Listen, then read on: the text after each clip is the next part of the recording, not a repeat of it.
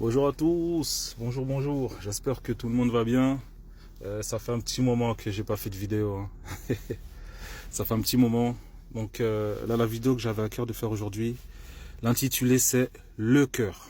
Donc je vais vous raconter en rapide une petite chose qui m'est arrivée. Ce matin là, j'ai assisté au live d'un frère en Christ que j'aime bien de base. Et c'était un débat entre chrétiens et musulmans concernant le sujet d'Aïcha. Et parmi les questions qui ont été posées aux musulmans par les chrétiens, parce que c'était un panel chrétien, donc ils ont cherché à avoir l'avis des musulmans par rapport au fait que le prophète Mohammed avait marié Aïcha à 6 ans et qu'il l'avait connue à 9 ans. Et suite à ça, j'avais demandé à monter et j'avais posé des questions. Et j'ai été étonné de voir que il y a des personnes chrétiennes qui m'ont posé des questions. En fait, j'ai constaté que c'est pas la première fois qu'on pose la question aux musulmans par rapport à cette question-là. Et moi, le constat que j'ai fait, c'est que en fait, pour les musulmans, eux ne voient pas le lien entre l'âge et la pédo. Pour eux, il n'y a pas de lien, puisque étant donné qu'ils ont grandi d'une certaine manière, ils voient pas le mal. Et du coup, j'ai exposé cette réflexion. Et il y a des musulmans qui ont confirmé que c'était ça. Et il y a des chrétiens, des frères chrétiens qui sont venus me poser des questions en me disant que ouais, c'est pas habituel qu'on pose ces questions-là, etc. Et en fait, ils m'ont fait comprendre que en gros, c'est soit oui, soit non, quoi. On m'a carrément demandé à savoir si j'étais chrétien. On m'a carrément limite demandé de faire une profession de foi. Qui est Jésus pour toi? Qu'est-ce qu'il est pour toi, etc. J'ai été vraiment étonné de voir ces réactions-là. Et j'ai expliqué que moi, je ne suis pas un débatteur, mais que je suis pour les échanges. Et que pour ma part, l'objectif des échanges, c'est qu'on puisse échanger, qu'on puisse se comprendre, et qu'à la fin de l'échange, chacun puisse se poser des questions et se remettre en question. Et j'ai expliqué que ce n'est pas parce que je pose ces questions-là que j'approuve le fait qu'une personne aille voir une fille de 6 ans ou de 9 ans. Et pour eux, en fait, le fait de ne pas penser comme eux par rapport à ses frères et sœurs chrétiens, j'ai eu l'impression de gêner.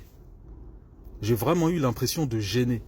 Le fait de ne pas penser comme eux, de ne pas être aussi ferme qu'eux, entre guillemets, comprenez mon langage, c'était limite, en gros, j'étais contre eux. C'est soit c'est tout blanc, soit c'est tout noir. Malgré mes explications, mais j'ai l'impression que ça n'a pas été connu. Petite parenthèse, je pardonne à ses frères et sœurs ce comportement. Et suite à ça, j'ai dit, écoutez, étant donné que ma méthodologie ne vous convient pas, dans ce cas, je vais quitter le live, il n'y a pas de problème. On m'a descendu, ils m'ont descendu, et je suis parti. Pourquoi je parle de ça? Moi, je pense qu'à force, vous allez me connaître, je suis quelqu'un de vrai et quelqu'un d'honnête. Et je constate qu'il y a des gens qui ont mis les débats au-dessus de l'évangile. Qu'est-ce que ça veut dire? Ça veut dire que l'objectif, ce n'est plus d'amener les âmes à Christ, mais c'est de casser. J'ai l'impression que pour beaucoup, l'objectif, c'est de casser l'autre. J'aimerais simplement faire un rappel, mes amis. Lorsque Yehoshua Mashiach est venu, mes amis, lorsque Jésus-Christ est venu, il n'est pas venu que pour les Juifs, il n'est pas venu que pour les chrétiens. Il a payé le prix à la croix pour tout le monde. Ça veut dire qu'il a donné sa vie aussi pour les musulmans, il a donné sa vie pour les satanistes, il a donné sa vie pour les kémites, il a donné sa vie pour les sorciers. Vous savez, la volonté de Dieu, c'est de sauver tous les hommes. Moi-même qui vous parle, je marchais avec des bandits. J'ai grandi dans le 18e arrondissement pour ceux qui connaissent, Barbès, Rochechouart, la Goutte d'Or pour ceux qui connaissent. Je marchais avec des bandits. La plupart des personnes avec qui je marchais, pour beaucoup, c'était des musulmans. Ça a beaucoup été des Arabes et des Africains. Plus des Africains. J'avais mes Antillais, j'avais mes Guada, mes Mada. Mais j'avais aussi des Africains. Voilà. Vous connaissez, pour ceux qui connaissent Barbès, vous connaissez. Vous savez comment ça se passe. Et c'était à une époque où c'était chaud. Le Seigneur m'a sorti de la boue, mes amis. Moi, j'étais dans l'impudicité, j'étais dans la mastu, j'étais dans les films pour adultes, j'étais dans le vol, j'étais dans le mensonge. Le Seigneur m'a gardé de ne pas avoir fait plus de dingueries que ça. Mais le Seigneur ne m'a pas appris tout ça, j'étais pas saint. Il m'a sorti de la boue, mes amis. Et L'impression que j'ai, vraiment pourquoi je parle de cet épisode-là, c'est parce que je me rends compte qu'il y en a, je vous dis la vérité, il y en a beaucoup de chrétiens, et je dis la vérité, et je ne dis pas ça par haine ou par colère, hein. Mais je parle vrai, parce qu'à un moment donné, il faut parler vrai. Il y en a beaucoup qui vont traverser la grande tribulation. Pourquoi? Simplement à cause de l'état de leur cœur. Juste sur mon TikTok, je fais de plus en plus le tri. Dans ma liste d'amis, je fais le tri, je commence à faire le tri. J'observe voir les panels. Si je vois qu'il y a des panels un peu bizarres, avec des doctrines bizarres, ou si le cœur est mauvais, je me désabonne. Je vous dis la vérité, mes amis, il n'y a plus le temps, le Seigneur revient. Nous avons pour mission d'annoncer l'évangile aux nations. Le Seigneur nous a dit, faites des nations des disciples. Je ne suis pas contre les débats. Il y a ceux qui veulent débattre. Ceux qui veulent débattre, ils sont libres. Il n'y a pas de problème. J'ai aucun problème avec ça. Mais il ne faut pas oublier que la mission principale du chrétien, c'est de faire des nations, des disciples, d'annoncer l'évangile. Ce n'est pas de blesser, de heurter ou de casser l'autre, mes amis. Lorsque j'ai vu le comportement de ses frères, j'ai été vraiment étonné. Et en même temps, non, je me suis dit, voilà, ben, c'est le cœur qui parle. Hein. C'est par l'abondance du cœur que le cœur parle, comme la Bible le dit. Et ben, ce sont des choses que nous voyons encore aujourd'hui. Mais moi, si j'ai un conseil à donner, frères, sœurs, c'est vraiment, veillons sur nos cœurs, veillez sur vos cœurs. Ne pensez pas que c'est en ayant un cœur mauvais qu'on ira au paradis. Ne pensez pas que la foi suffit pour être sauvé. Non, c'est pas vrai. Qu'on cesse de vous mentir. Si tu crois au Seigneur Yehoshua Mashiach, que tu crois qu'il est mort et qu'il est ressuscité à la croix, c'est bien. Parce que c'est salutaire. Mais si ton cœur est mauvais, tu ne partiras pas. Si ton cœur est mauvais, si tu condamnes l'autre, tu ne partiras pas.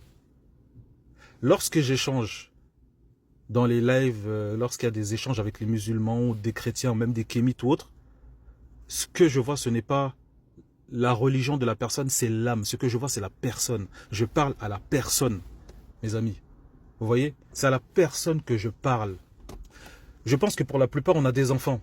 Comment le fait de dire à son enfant « ne fais pas ça », ce n'est pas suffisant. Il ne comprendra pas pourquoi il ne faut pas faire ça. Vous voyez? Pour ceux qui ont des enfants, lorsqu'on parle à nos enfants et qu'on dit à nos enfants « ne fais pas ça », on leur explique pourquoi ils ont besoin de comprendre pourquoi c'est mal quand ils font quelque chose. Ils ont besoin de comprendre, ils ont besoin de se dire « ah, papa m'a dit que c'est mal pour telle raison ».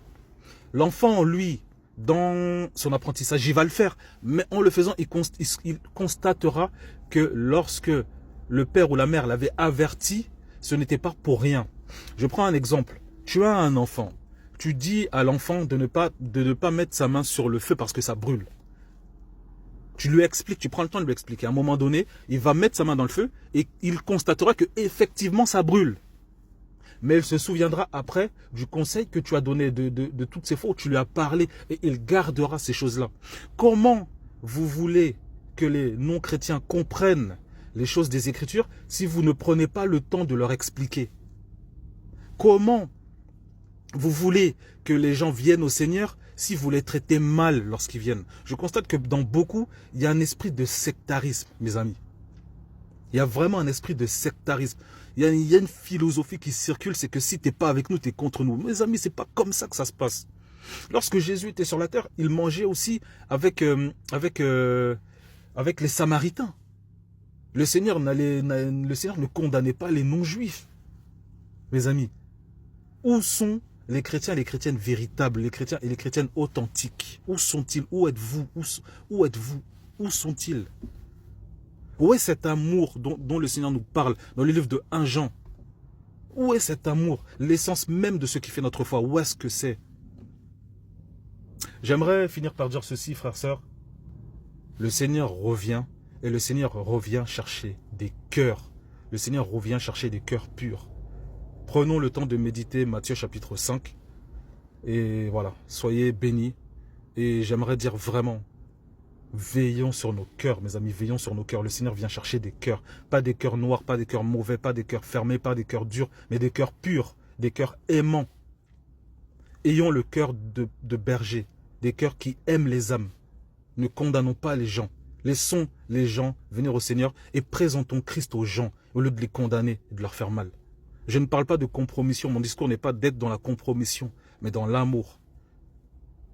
L'amour prêche et dit la vérité, mais l'amour écoute les autres. Soyez bénis.